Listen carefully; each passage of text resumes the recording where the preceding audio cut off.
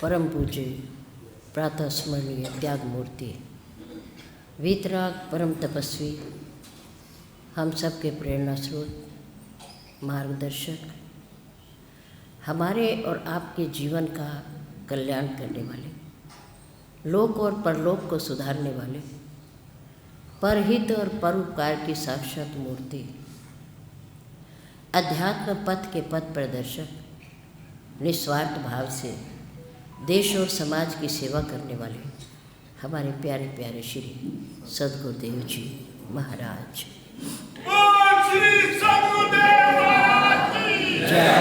अर्चनीय वंदनीय धर्म स्वरूप पुरुष मात भक्ति स्वरूपा मातृशक्ति प्यारी बहन, प्रातःकाल की शुभ वेला में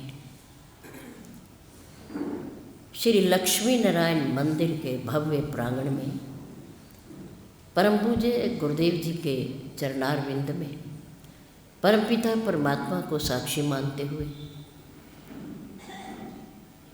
अपने अपने पैरों के जो नीचे ज़मीन पर बैठे हैं चौकड़ी लगाकर बैठे, मन को एकाग्र करते हुए, चेहरे को मंच की ओर रखते हुए, आंखें खोल करके बैठते हुए, किसी भी प्रकार की हलचल को रोकते हुए, शांति का दान देते हुए, समय का सदुपयोग करते हुए, धर्म के वातावरण में धर्म की चर्चा, जीवन सुधार की चर्चा, प्रभु की पवित्र पावनी चर्चा कहने और सुनने का प्रयास कीजिए। धन्यवाद। आप लोगों के सहयोग से, पूज्य गुरुदेव जी की कृपा से, परमपिता परमात्मा की प्रेरणा से यहाँ की सम्मानित सभा के द्वारा हरि चर्चा के लिए रखे गए 6 दिन के समय में से आज 5वां दिन है। कल विश्राम दिवस है। बहुत सुंदर स्थान है ये, एकांत है, कॉलोनियों के मध्य में है, पर फिर भी शांत है। प्राचीन स्थान है और मंदिर हमारे तीर्थ होते हैं, तीर्थ है ये। खुला है। अगर कोई मन से घर की मोह माया को छोड़कर यहाँ 2 घड़ी आकर के बैठता है तो उसका मन लगता होगा।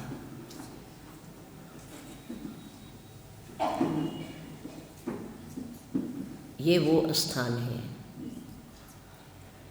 भगवान के दर्शन होते हैं और परमात्मा का नाम लेना स्वाभाविक होता है कि जब किसी तीर्थ पर जाते हैं या मंदिर पर जाते हैं तो परमात्मा की याद तो आती ही है और आने ही चाहिए।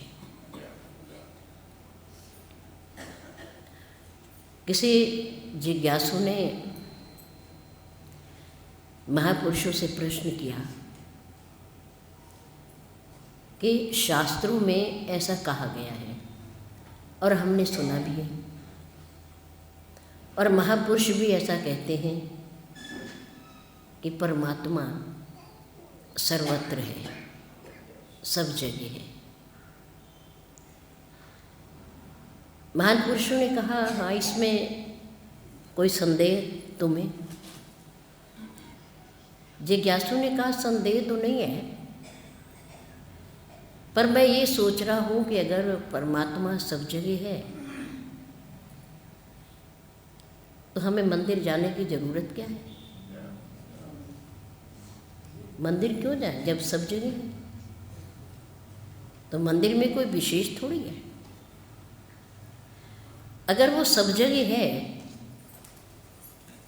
तो हमें उसका दर्शन क्यों नहीं होता?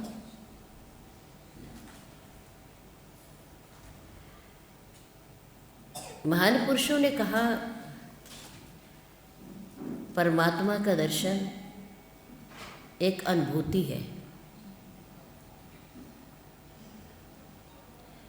जब कभी हमारा और आपका मन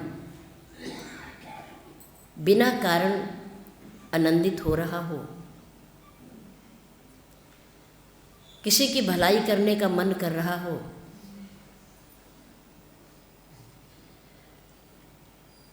उस समय ये आप ये समझो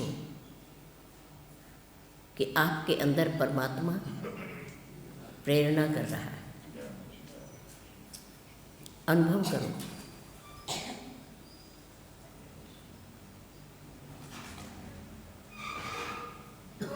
महान पुरुषों ने कहा, देखो प्यारे, हवा पूरे वायुमंडल में व्याप्त है। वायु के बिना कोई स्थान खाली नहीं है। हम यहाँ हाल में बैठे हैं, भले हमें दिखाई नहीं दे रही, पर हवा यहाँ भी है। हवा के बिना सांस लेना संभव नहीं है। एक छोटे से कमरे में यदि 50-100 आदमी बैठ जाएं तो घुटन हो जाती है, दम घुटने लगता है। वायु वहाँ भी है, लेकिन जब अधिक आदमी इकट्ठे हो जाते हैं तो उनके मुख से निकली हुई कार्बन डाइऑक्साइड अधिक इकट्ठी हो जाती है और ऑक्सीजन कम हो जाती है, इसलिए दम घुटने लगता है। लेकिन वायु होती है वहाँ भी, वायु से रहित नहीं है। वायु है तो हम सांस ले रहे हैं।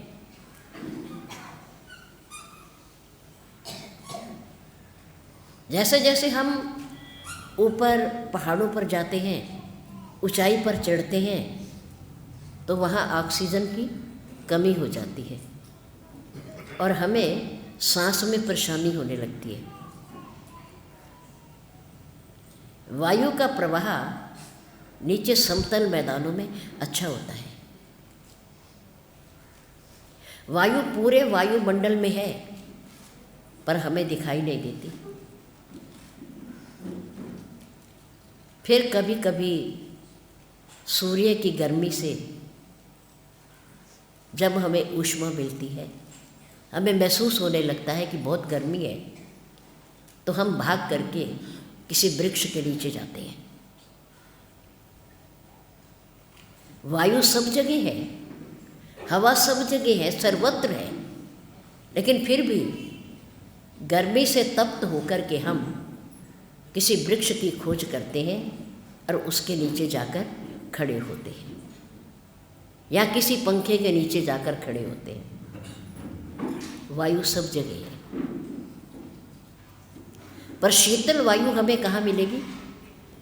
किसी वृक्ष के नीचे जाकर। वायु यहाँ भी है, वायु बाहर भी है, पूरा वायुमंडल व्याप्त है, भरा हुआ है वायु से, लेकिन फिर भी शीतल वायु को प्राप्त करने के लिए हमें किसी वृक्ष के नीचे जाना पड़ता है। महापुरुषों ने कहा, ठीक इसी प्रकार से परमात्मा सर्वत्र व्याप्त है, सबके पास है, सब जगह है, लेकिन फिर भी उसकी अनुभूति के लिए, उनके दर्शन करने के लिए हमें तीर्थ और मंदिरों में जाना पड़ता है, और जाना चाहिए। वैसे परमात्मा सर्वत्र है, हमारे घर में भी है, लेकिन घर की भूमि, गृहस्थ की भूमि भोग प्रधान होती है, और मंदिर और तीर्थ की भूमि भाव प्रधान होती है। घर की भूमि भोग प्रधान होती है, क्योंकि ये भोगों की दुनिया है, और मंदिर और तीर्थ की धरती भाव प्रधान होती है। वहाँ के कीटाणु, अणु, परमाणु सात्विक होते हैं, शुद्ध होते हैं, क्योंकि वहाँ भगवान के नाम का सिमरन होता है, ईश्वर को याद किया जाता है। इसलिए परमात्मा सर्वत्र व्याप्त है, सब जगह है, आपके घर में भी है, आपके पास भी है। लेकिन फिर भी हमें परमात्मा की अनुभूति के लिए और उसके दर्शन करने के लिए, मन को शांत करने के लिए हमें तीर्थ और मंदिरों में जाना पड़ता है, और जाना चाहिए, जाना भी चाहिए। आगे कहा उस जिज्ञासु ने कि फिर हमें पुकारने पर उसके दर्शन क्यों नहीं होते। महान पुरुषों ने कहा उसका दर्शन करने के लिए आंखें चाहिए, चक्षु चाहिए। ये बाहर वाली दो आंखें नहीं, आंतरिक चक्षु, अंतर चक्षु, ज्ञान की आंखें चाहिए उसे देखने के लिए। वो उसके बिना दिखाई नहीं देता।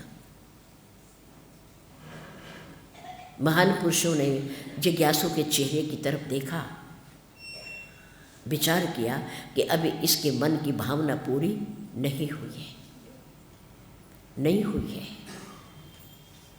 उन्होंने पास रखे हुए एक पत्थर को उठाया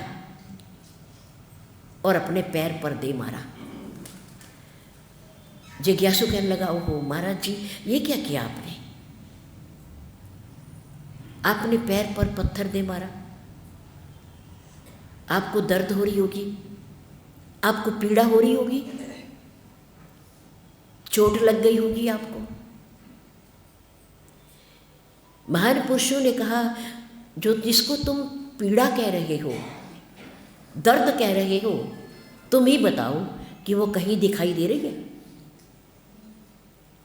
जिसको तुम पीड़ा और दर्द कह रहे हो, जो पत्थर मारने से आपको हुआ लगा कि पीड़ा हो रही होगी, दर्द हो गया होगा, तो वो पीड़ा और दर्द कहीं दिखाई दे रही है क्या?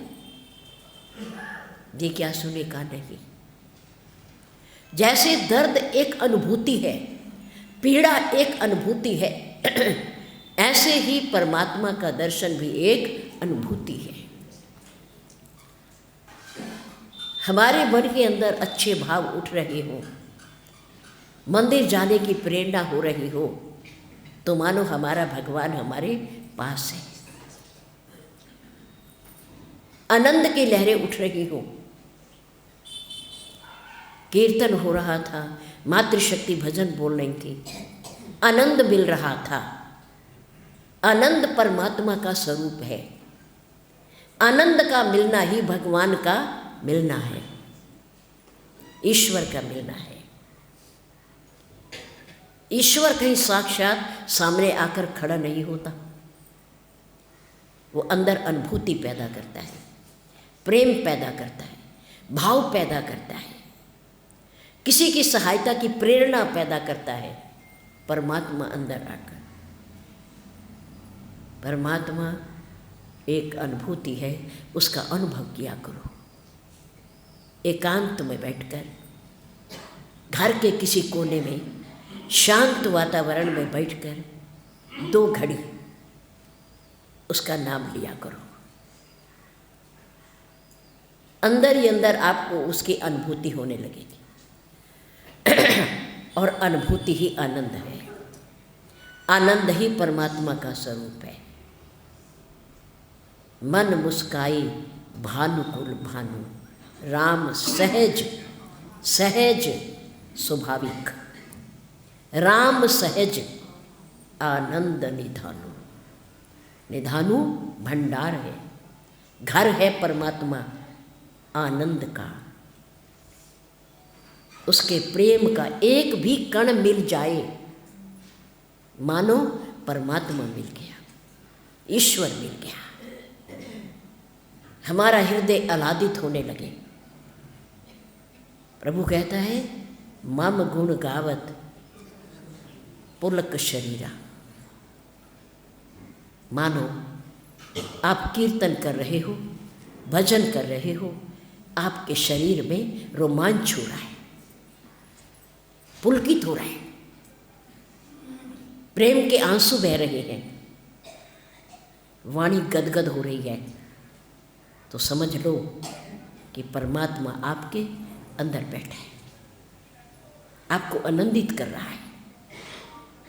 मेरे राम ने अपने श्री मुख से स्वयं कहा, मम गुण गावत, मेरे गुण गाते ही, मेरा नाम जपते ही, मेरा कीर्तन करते ही, मेरा भजन गाते और सुनते हुए जिसका शरीर रोमांचित हो जाए, रोंगटे खड़े हो जाए, पुलकायमान हो जाए, गद गद गिरा, वाणी गदगद हो जाए, मुख से वचन न निकले, आँखों से प्रेम के अश्रु बहे, तो मानो मैं आपके हृदय के अंदर निवास कर रहा। कभी आपके साथ ऐसा हो जाए, भजन बोलते बोलते आपके अंदर मस्ती आ जाए, प्रेम उमड़ पड़े और आपकी वाणी अवरुद्ध होने लगे, आंखों से प्रेम अश्रु बहने लगे, उसकी याद में, उसके प्रेम में, तो मानो हमारा परमात्मा हमारे पास है, हमारे पास बैठा हुआ है। अंदर की चक्षुओं से उसके दर्शन कीजिए। परमात्मा प्रेम से प्रकट होता है, प्रकट। परमात्मा के लिए शब्द आता है प्रकट, प्रकट होना, कहीं से भी और कभी भी, कभी भी, कहीं भी, किसी के पास भी प्रकट हो जाना, ये परमात्मा का गुण है, दुनिया वालों का नहीं है, हमारा और आपका नहीं है। किसका गुण है ये? परमात्मा का प्रकट हो जाना। और वो कैसे प्रकट होता है? प्रेम से। कहीं भी प्रकट कर लो, वही मंदिर है, वही तीर्थ है। आपके घर में भी हो सकता है, जेल में भी हो सकता है। भगवान श्री कृष्ण कहाँ प्रकट हुए? जेल में प्रकट हुए। बताओ, जेल कोई प्रकट होने की जगह है? पर प्रेम, वासुदेव और देवकी का प्रेम, उनका सौभाग्य,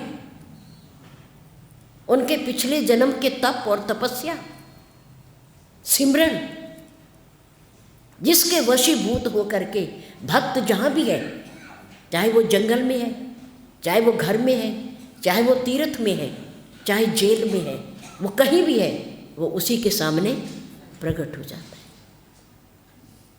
प्रकट हो जाता है, क्योंकि वो सब जगह है। प्रेम से प्रकट हो ही पहचाना। भोलेनाथ कहते हैं, मेरा मानना है कि प्रभु को कहीं भी, किसी भी स्थिति में प्रेम से खड़े होकर के, प्यार से, स्नेह से पुकारो, वो वहीं पर प्रकट हो जाएगा, क्योंकि हरि व्यापक सर्वत्र से। उसके लिए जंगल कोई बाधक नहीं है, जेल कोई बाधक नहीं है, वो कहीं भी आ सकता है। इसलिए परमात्मा स्वतंत्र है, परम स्वतंत्र है। ईश्वर परम स्वतंत्र है, वो प्रकट होता है, और प्रकट वही है जो सब जगह व्याप्त है, जो सब जगह है। जैसे रुई में कपड़ा है पर दिखाई नहीं देता, पत्थर में मूर्ति है पर दिखाई नहीं देती, लकड़ी में आग है पर दिखाई नहीं देता, दूध में मक्खन और घी है पर दिखाई, ऐसे ही मेरा परमात्मा सर्वत्र व्याप्त है, पर अंतर चक्षुओं के बिना वो दिखाई नहीं देता। वो पैदा करने हैं, वो ताकत अपने अंदर पैदा करनी है। हनुमान जी ने कहा, रावण, तुम इतने बड़े ज्ञानी हो, तपस्वी हो,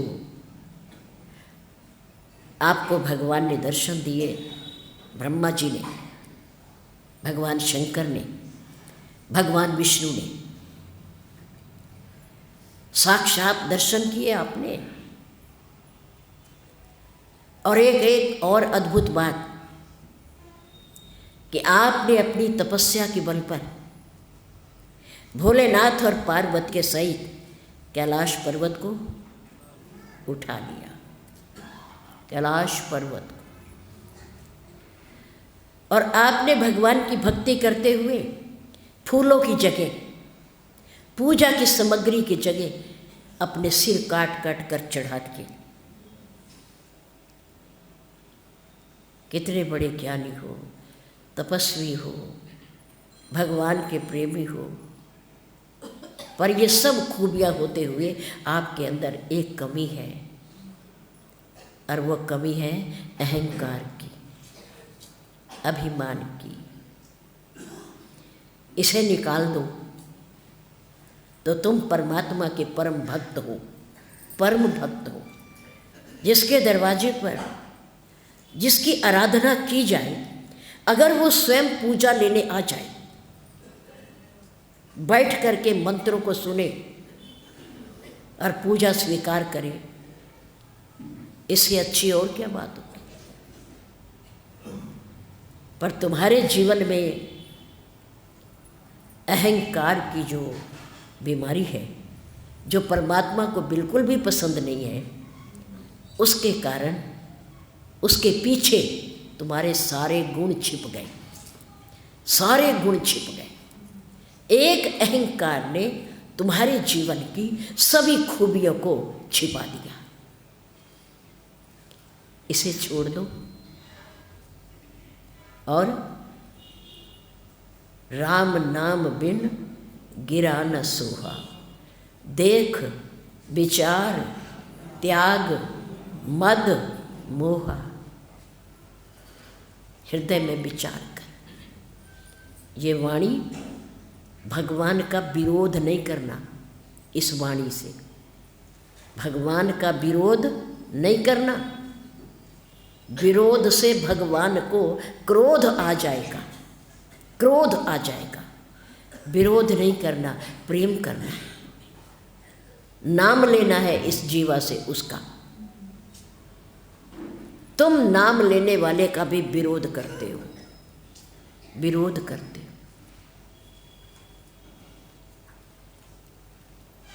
जब रावण का वध हुआ तो रावण के शरीर में से अद्भुत तेज प्रकाश निकला, और वो प्रकाश भगवान राम के अंदर जाकर समाहित हो गया, समाहित हो गया। किसी ने कहा, प्रभु आप कितने दयालु हो, कितने कृपालु हो, अहंकारी, ममता से पूर्ण, मोह के अंधकार में डूबा हुआ आपका विरोध करने वाला रावण, आपका शत्रु,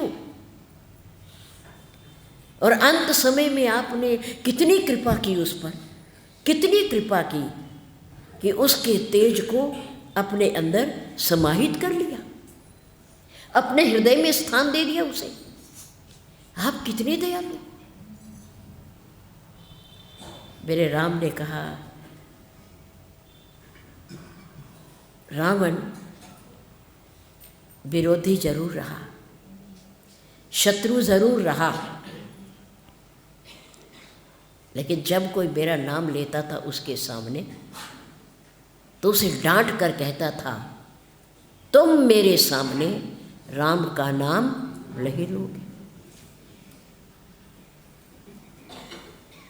भले ही वो खुद राम का नाम, मेरा नाम नहीं लेता था, लेकिन अगर कोई उसके सामने मेरा नाम लेता था तो उसे क्रोध करके कहता था कि तुम मेरे सामने राम का नाम नहीं लोगे।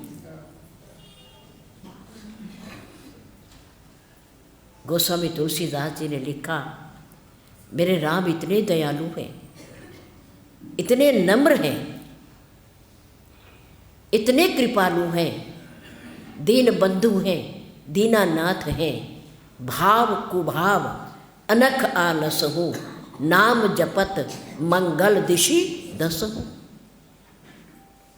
जो कोई मेरा नाम क्रोध से, विरोध से, भाव से, प्रेम से, प्यार से, कुभाव से, द्वेष से, ईर्ष्या से, किसी भी प्रकार से अगर उसकी वाणी से मेरा नाम एक बार उच्चारित हो जाता है तो मैं उसे उतना ही फल देता हूँ जितना एक भक्त को फल देता हूँ, उतना ही देता हूँ।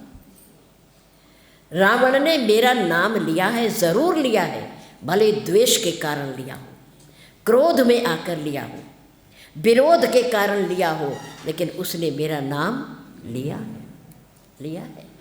विभीषण ने भाव से लिया है तो भी मैं उसे मिला, और रावण ने कुभाव से लिया है तो भी मैं उसे मिला हूँ। अनख आलस हो, ईर्ष्या से अगर कोई पुकारेगा तो भी मैं नाम कहने का उसे उतना ही फल दूंगा। जय श्री राम, जय श्री राम। जय श्री राम। भाव कुभाव अनख आलस हूँ, आलस से लो, अंगड़ाई आ रही है, जमहाई आ रही है, आप राम जपो, राम राम कह दो, हाय हाय ना करो। भाव कुभाव अनख आलस हूँ, नाम जपत मंगल दिशि दस हूँ। उसके लिए दसों दिशाओं में मंगल ही मंगल है। उसका रास्ता साफ है, उसके रास्ते में कोई रुकावट नहीं आ सकती। कोई मेरा नाम भाव से ले, कुभाव से ले, ईर्ष्या से ले, विरोध से ले, द्वेष से ले, नफरत से ले, प्रेम से ले, आलस से ले, नींद में ले, कैसे भी ले, पर ले लिया तो है, उसने मेरा नाम लिया तो है। मैं इसी बात को लेकर खुश हो जाता हूँ, प्रसन्न हो जाता हूँ कि उसने मुझे याद तो किया है। और क्या लिखा, राम राम कही जे जमुहाई ही, जमुहाई मैंने उबासी जिसे हम कहते हैं। अगर हम उबासी आते हुए, जमुहाई आते हुए राम के नाम का सिमरन कर लें, उबासी में क्या होता है, मुंह खुलता है, मुंह खुलता है। और उस समय जब मुंह खुलता है तो हमारे अंदर के सारे पाप बाहर आ जाते हैं, और फिर हम राम कहें तो हमारा मुंह बंद हो जाता है, फिर बाहर आए हुए पाप अंदर नहीं जाते। राम राम कही जे जमुहाई, तिनहि न पाप पुंज समूहाई। पापों के पुंज, पापों के समूह, पापों के ढेर जब जमुहाई से मुंह खुलता है, अगर हमारे अंदर राम लेने की भावना है, हम चाहते हैं कि हम राम का सिमरन करें, तो समूह के समूह पाप बाहर हो जाएंगे और फिर वो अंदर नहीं आएंगे, उनका नाश हो जाएगा। राम उन्हें उन पापों को बाहर रोक देगा, अंदर जाने ही नहीं देगा। इसलिए जब जमुहाई आए क्या कहना चाहिए, क्या कहना चाहिए, राम राम कहो, और किसी शब्द का उच्चारण मत करना, इसे बहुत बड़ा लाभ है। राम राम कही जे जमुहाई, तिनहि न पाप पुंज, पापों के पुंज, ढेर, समूह बाहर निकल जाएंगे और फिर अंदर नहीं आएंगे। कितना बड़ा लाभ है? वाणी का आभूषण राम है, परमात्मा का नाम इस वाणी का आभूषण है। और इस वाणी पर क्या रखो, राम नाम मणि, राम नाम की मणि रखो। गोस्वामी तुलसीदास जी ने कहा कि एक होता है प्रकाश करने वाला दीपक, दीपक, और एक होती है मणि। दीपक हम जहाँ रखेंगे प्रज्वलित करके, उसकी रोशनी और प्रकाश वहीं रहेगा। हमने अपने पूजा घर में दीपक प्रज्वलित किया तो उसकी रोशनी कहाँ रहेगी, पूजा घर में रहेगी। अंधेरा होने के बाद हमने अपने कक्ष में दीपक प्रज्वलित किया।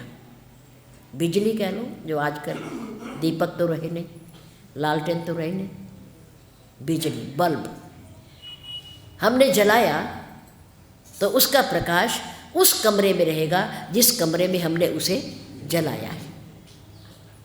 यह दीपक की विशेषता है, प्रकाश को देता है, अंधकार को दूर करता है।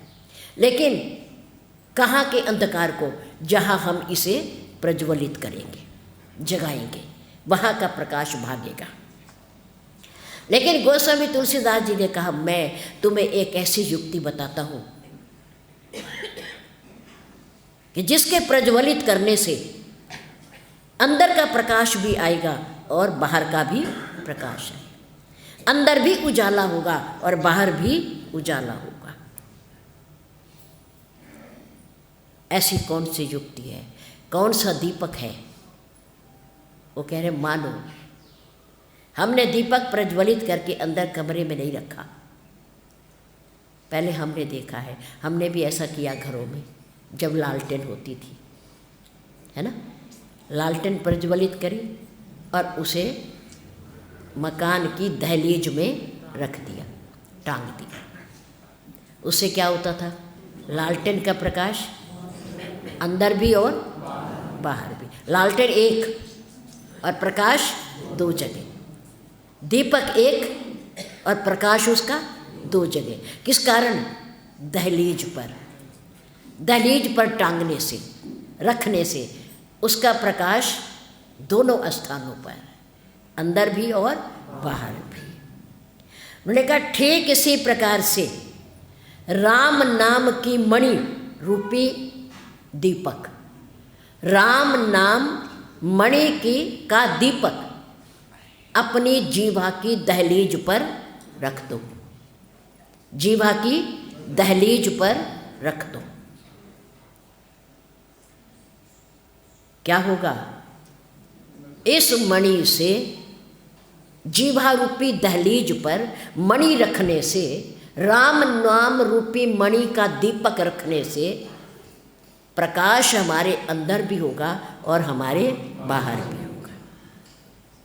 राम नाम मणि दीप धरी, जी है देहरी द्वार। जीवा को दहलीज बताया, ये बाहर भी आ सकती है और अंदर भी जा सकती है, दहलीज है। होठ इसके किवाड़ हैं, दरवाजे हैं इसके जीवा रूपी दहलीज के। जीवा दहलीज है, इसके ऊपर राम नाम रूपी मणि रख दो तो हमारे अंतर मन में भी प्रकाश होगा और हमारे बाहर भी प्रकाश होगा। प्रकाश ही प्रकाश हो जाएगा। और मणि की एक और विशेषता है, दीपक प्रज्वलित करने के लिए तो दीपक चाहिए। सबसे पहले क्या चाहिए? दीपक। फिर उस दीपक में क्या चाहिए? घी चाहिए। फिर उस दीपक में जलाने के लिए क्या चाहिए? बत्ती चाहिए। फिर उस बत्ती को जलाने के लिए क्या चाहिए? दिया सलाई चाहिए। कितनी चीज़ें हो गई? 4।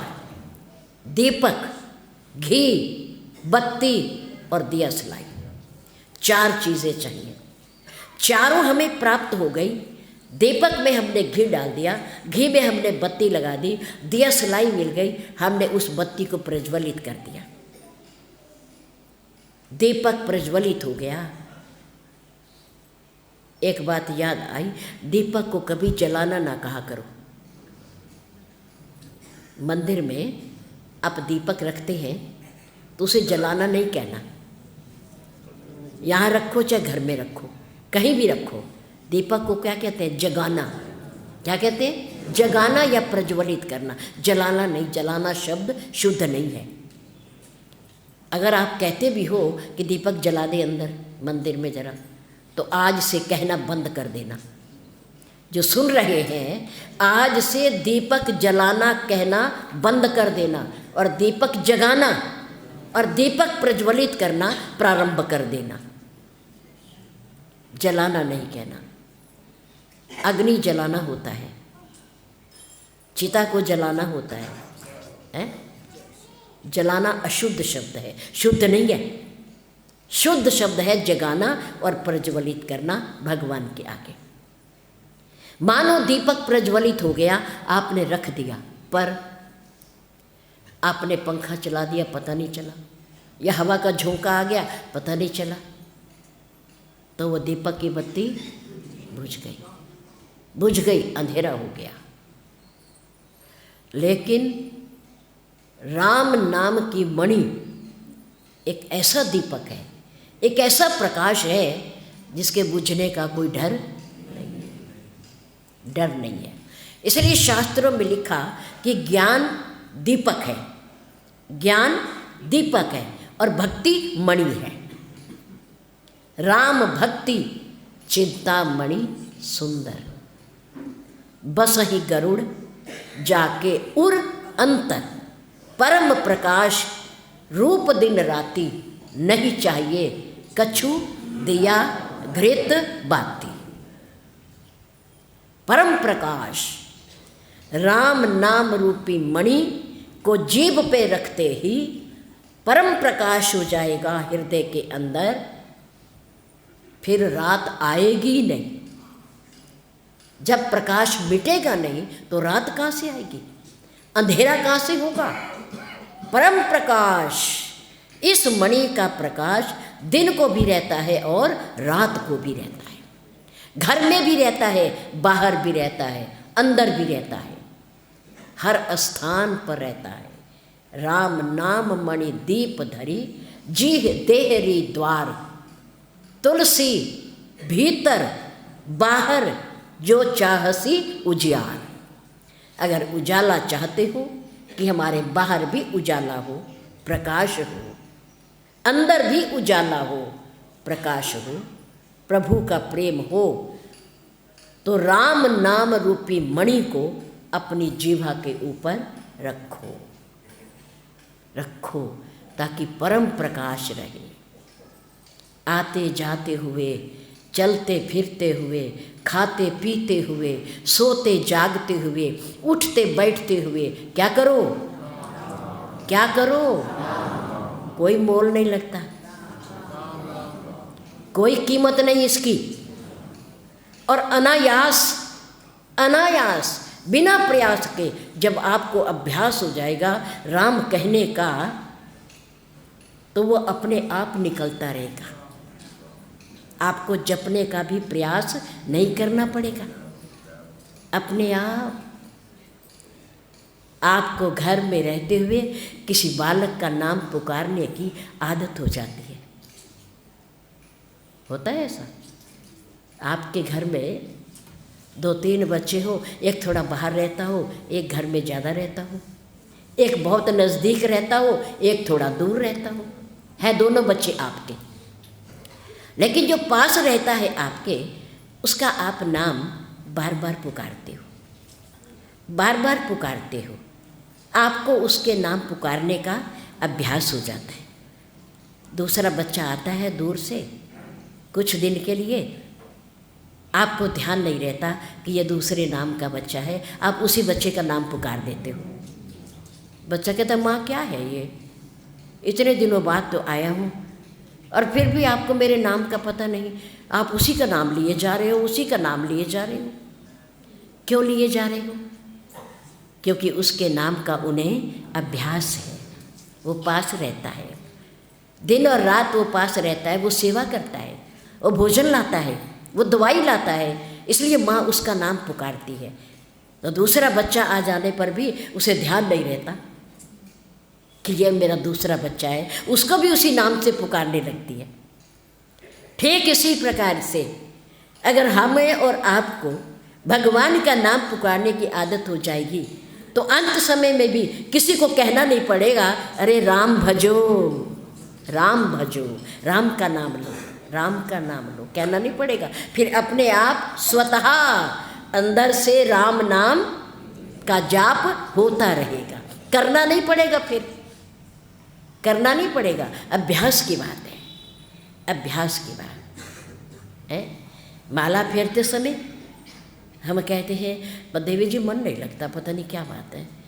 बैठे तो मंदिर में होते हैं पर मन कहीं और चला जाता है, भटक जाता है। ठीक है, क्योंकि मन बड़ा चंचल है, हवा से भी तेज गति इसकी है, इसका भी कोई दोष नहीं। पर 500 के नोट गिनते समय मन कैसे एकाग्र हो जाता है? कोई बुला लेना, अरे बात सुनना ज़रा, बात सुनना। वो गिनते गिनते गिनते उंगली पे ना वो बात भी करता रहता है, लेकिन मन उसका नोटों में रहता है, नोटों की गिनती में रहता है। नोट गिनते समय मन एकाग्र है, पर भगवान के नाम की 108 की माला फेरते समय मन चंचल है। क्यों भाई? विचार करो। और परम धन तो ये है, वो तो कागज के टुकड़े हैं, आज है कल नहीं, हवा में उड़ भी जाएंगे, अग्नि में जल भी जाएंगे, पानी में गल भी जाएंगे, लेकिन राम के नाम का अनमोल धन ना गलता है, ना जलता है और ना भीगता है, वो हमेशा एक रस रहता है। विचार करो, नोट गिनते समय मन एकाग्र है, माला घुमाते समय मन एकाग्र नहीं है, तो मन कहाँ है? विचार करो, मन कहाँ है? मन है ज़रूर। और याद रखो, सड़क पर बैठ करके माल और माला को नहीं घुमाया जाता। पैसे चोरी होने का डर रहता है, छीनने का डर रहता है, चौराहे पर खड़े होकर नहीं गिने जाते। इसलिए भगवान के नाम की माला को भी चौराहे पर खड़े होकर नहीं घुमाया जाता। अंदर बैठ करके भगवान के नाम की माला को घुमाओ, माल अपने आप आ जाएगा, माल अपने आप आ जाएगा। पहले माला घुमाओ।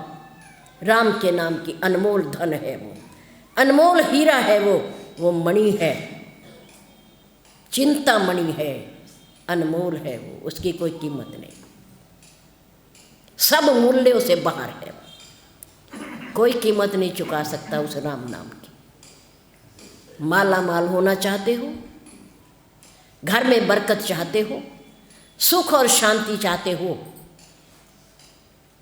तो धन संपत्ति आने से पहले, माला माल होने से पहले क्या घुमाओ? राम के नाम की माला घुमाओ। शब्द है माला माल, पहले क्या घुमाओ? फिर माल आएगा, फिर माल को बुलाना नहीं पड़ेगा, माल अपने आप आ जाएगा। माला माल, अद्भुत बात है, अद्भुत बात है। नोटों की गिनती भी 2 ही उंगलियों से होती है, और माला का घुमाना भी 2 ही उंगलियों से होता है।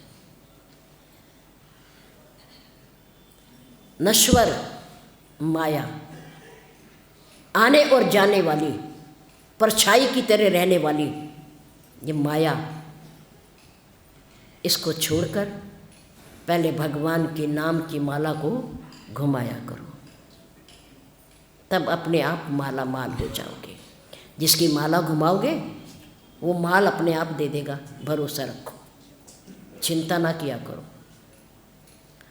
इसलिए कहा, पालो पालो जी राम नाम दा गहना, पालो पालो जी राम नाम दा गहना, राम नाम दा गहना पाके सदा सुहागन रहना, राम नाम दा गहना पाके सदा सुहागन रहना, पालो पालो जी राम नाम दा गहना, पालो पालो जी राम नाम दा गहना, ये गहना मीरा ने पाया सदा सुहागन होई। उसका पति चला गया, फिर भी किसी ने उसे विधवा नहीं कहा। मीराबाई का सुहाग चला गया, पति चला गया, लेकिन उसको आज तक किसी ने विधवा नहीं लिखा। क्यों? क्योंकि उसके गले में राम नाम का मंगल सूत्र था, राम नाम का मंगल सूत्र, इसलिए वो सदा सुहागन, सदा की सुहागन है, विधवा शब्द उसके साथ नहीं लगा। ए गहना मीरा ने पाया सदा सुहागन होई, ए मीना प्रहलाद ने पाया मार सका ना कोई, ए गहना प्रहलाद ने पाया मार सका ना कोई। जीवन सफल बना लो जी मन संतां दा कहना, जीवन सफल बना लो जी मन संतां दा कहना। पालो पालो जी राम नाम दा कहना, पालो पालो जी राम नाम दा कहना। ए गहना गुरु नानक पाया अमर होए जग उत्ते, ए गहना गुरु नानक पाया अमर होए जग उत्ते। ए गहना धन्य ने पाया भाग जाग गए सुते, ए गहना धन्य ने पाया भाग जाग गए सुते। भाग जगा लो जी भाग जगा लो जी वेला हाथ न आना, भाग जगा लो जी वेला हाथ न आना। पालो पालो जी राम नाम दा कहना, पालो पालो जी राम नाम दा कहना, पालो पालो जी राम नाम दा कहना। ए गहना हनुमत ने पाया पूजे जमाना सारा, ए गहना हनुमत ने पाया इस गहने दी महिमा गावे नारद दायक तारा, इसमें माँ गावे नारद दा महिमा गा लो जी फिर पीछे पछताना, महिमा गा लो जी फिर पीछे पछताना, महिमा गा लो जी फिर पीछे पछताना। पालो पालो जी राम नाम दा कहना, पालो पालो जी राम नाम दा कहना। राम नाम दा गहना पाके सदा सुहागन रहना, नाम नाम दा गहना पाके सदा सुहागन रहना। पालो पालो जी राम नाम दा गहना, पालो पालो जी राम नाम दा गहना, पालो पालो जी राम नाम दा गहना। मम गुण गावत पुलक शरीरा, गद गद गिरा नयन बहनी। कितने आनंद की प्राप्ति होती है, कितनी मधुरता है। मधुर मधुर नाम सीताराम सीता, मधुर मधुर नाम सीताराम सीताराम। मीठा मीठा मीठा नाम सीताराम सीताराम, मीठा मीठा मीठा नाम सीताराम सीताराम। मधुर मधुर नाम सीताराम सीताराम, मधुर मधुर नाम सीताराम सीताराम, मधुर मधुर नाम सीताराम सीताराम। मीठा मीठा मीठा नाम सीताराम सीताराम, मीठा मीठा मीठा नाम सीताराम सीताराम।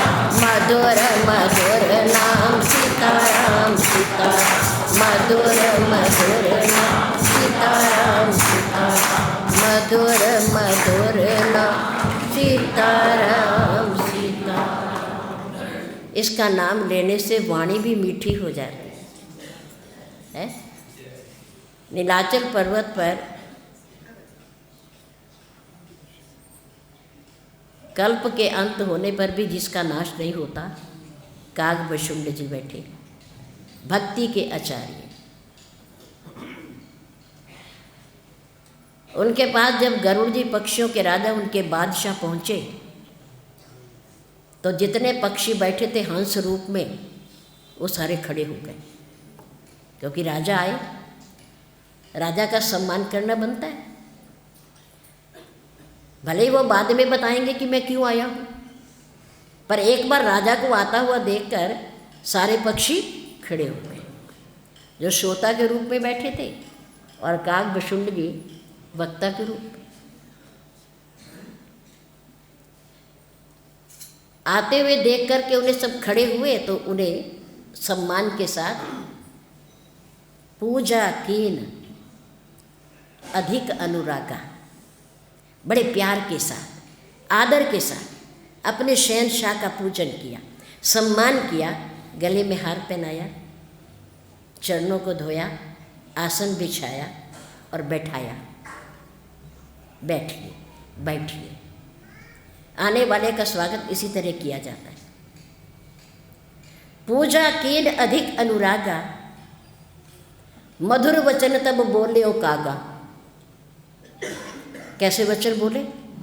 मधुर। कौवे की भाषा कहीं मधुर होती है क्या? है? आपके मंडेर पर आकर बैठ जाए और वो बोलने लगे कौवा, तो आप क्या कहते हो? हैं?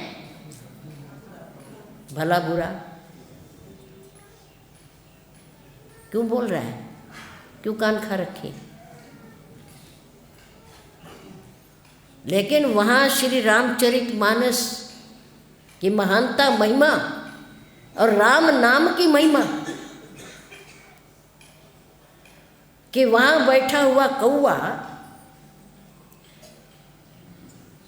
मधुर वाणी बोल रहा है, मधुर वाणी। कौवे की वाणी में मधुरता कहाँ से आ गई?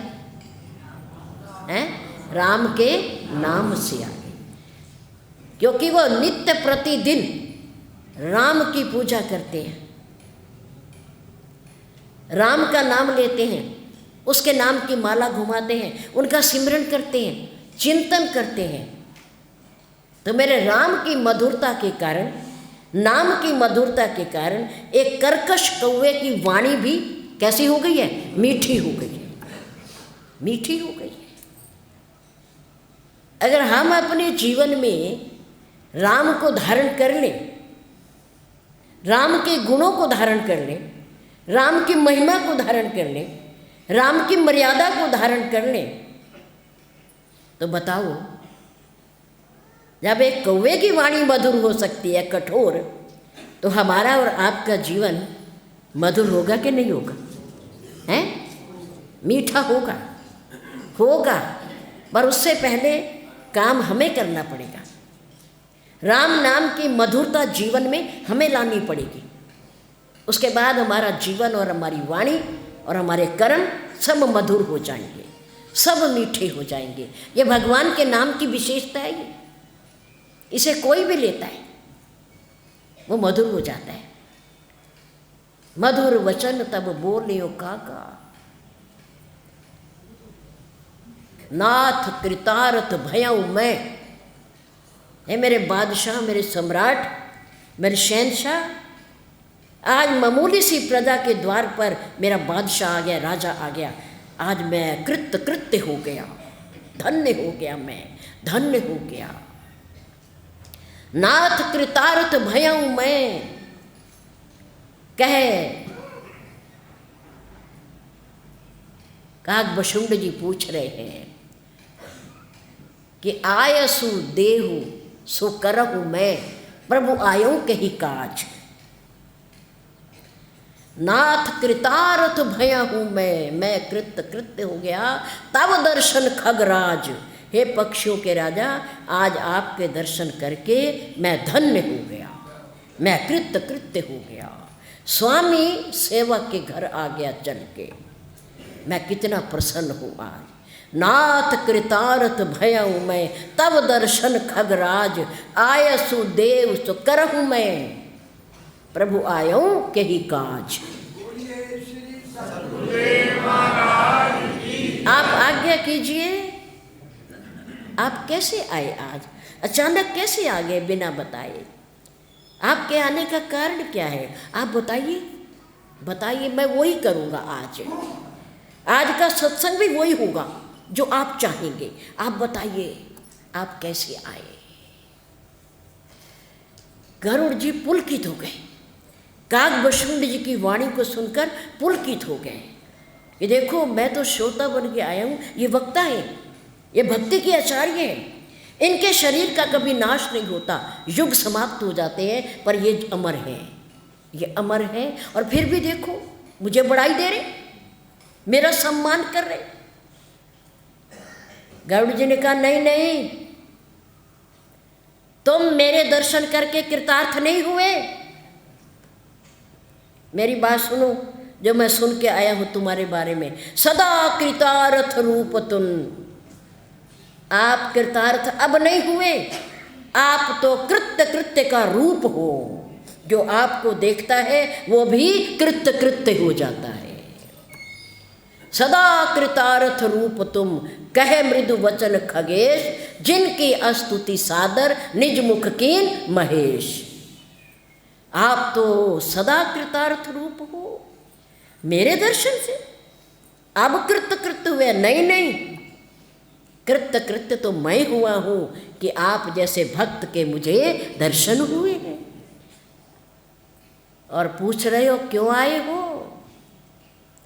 जिसके लिए मैं आया था वो मेरी भावना तुम्हारे दर्शन करके ही पूरी हो गई है, पूरी हो गई है। मैं भगवान पर संशय कर रहा था कि राम ये वही है पार ब्रह्म जिसका दुनिया गुणगान करती है, जिनके बंधनों को मुझे जाकर के काटना पड़ा। ये वही राम है, ये वही पार ब्रह्म है। मैं तो संशय लेकर आया था, पर यहाँ आकर के देखा कि एक कौवा तो कथा करता है और हंस उसके आगे बैठकर कथा सुनते हैं। अद्भुत, अचंभा। ये कथा कहने वाला कौन है? हैं? कौवा। और सुनने वाले कौन है? हंस। हंस पक्षियों में सबसे श्रेष्ठ है, क्योंकि वो मांस नहीं खाते, वो मोती चुगते हैं। उनका भोजन है मोती, और मोतियों को भगवान के गुणों की संज्ञा दी गई है। भगवान के नाम, उनका गुण मोती है। आप लोग भी जहाँ बैठते हो कथा में, आप हंस बन करके उन्हें चुगते हो, उन्हें ग्रहण करते हो। गरुड़ जी ने कहा, नहीं, तुम कृत्य कृत्य नहीं हो, ये मैं हो गया कृत्य कृत्य। आपकी तो महिमा का बखान भगवान भोलेनाथ ने मुझे पहले ही सुना दिया है कि वहाँ चले जाओ, वहाँ नित्य प्रति कथा होती है राम की, वहाँ तुम्हारा संशय दूर हो जाएगा। और वो मेरा संशय आपके दर्शन करके ही दूर हो गया, दूर हो गया। जब मैं आपके आश्रम के पास पहुँचा तो मेरे अंदर जो संशय की बीमारी थी, धीरे धीरे वो अपने आप ठीक होने लग गई। मुझे औषधि मिलनी शुरू हो गई, और यहाँ आते आते मेरा सारा संशय दूर हो गया कि देखो, कौवा राम के, उन राम के गुणों का वर्णन करता है जिन राम के मैंने बंधन काटे, जिन पर मुझे संशय हो गया, उनका बखान करता है। और हंस बैठ करके सुनते हैं। बड़ी महिमा है राम के नाम की, बड़ी महिमा है। और आज से थोड़ी है, जब से दुनिया बनी तब से है, और जब तक दुनिया रहेगी तब भी रहेगी। राम सत्य है। सत्य की पहचान क्या होती है?